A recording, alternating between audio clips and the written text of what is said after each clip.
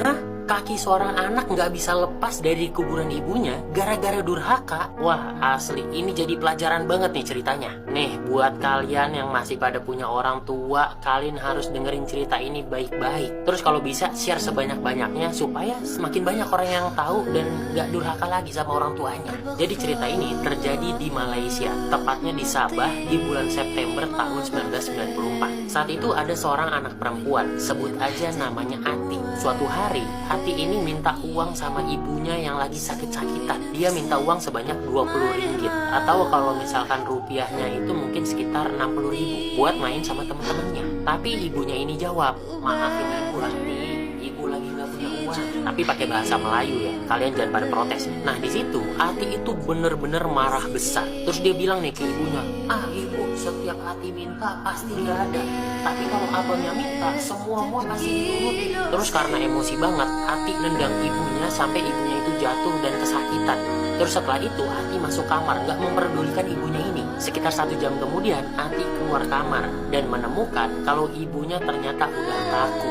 Ibunya udah meninggal. Di situ Ati benar-benar menyesal melakukan hal tadi. Udah durhaka tuh sama ibunya. Singkat cerita, ibunya ini mau dikebumikan, mau dimakamkan. Ketika jenazahnya diangkat pengen dimasukin ke liang lahat, orang-orang pada nggak bisa ngangkat karena tiba-tiba itu jenazahnya jadi berat banget. Udah coba diangkat sama 10 orang laki-laki tetap nggak kuat. Tapi anehnya ketika Ati yang ngangkat itu terasa ringan. Jadi diputuskanlah kalau Ati itu yang turun ke liang lahat dan dia yang menguburkan. Ketika jenazahnya itu udah diletakkan di bawah dan siap mau dikuburin, Ati kan pengen naik ya ke atas. Tapi tiba-tiba kakinya itu nggak bisa diangkat.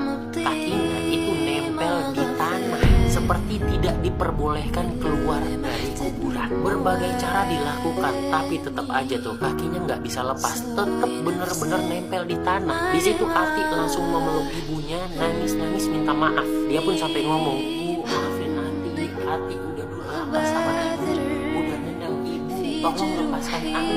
Tapi tetap aja kakinya nempel dengan sangat kuat. Polisi bahkan sampai didatangkan buat coba nih ini kayak gimana nih. Tapi tetap aja nggak bisa tuh. Setelah 5 hari karena nggak bisa apa-apa juga, akhirnya Ati itu meninggal dunia. Dan setelah meninggal, ya secara tiba-tiba tuh kakinya Ati nggak nempel lagi di tanah, bisa diangkat. Akhirnya Ati dikuburkan di pemakaman yang sama dengan ibunya. Aduh, asli ini cerita tuh bener-bener bikin gua merinding. Ya share juga video ini ke teman-teman kalian, ke saudara, ke adik kalian, ke semuanya lah, supaya bisa jadi pelajaran untuk semua orang dan gak ada lagi yang durhaka kepada orang tua.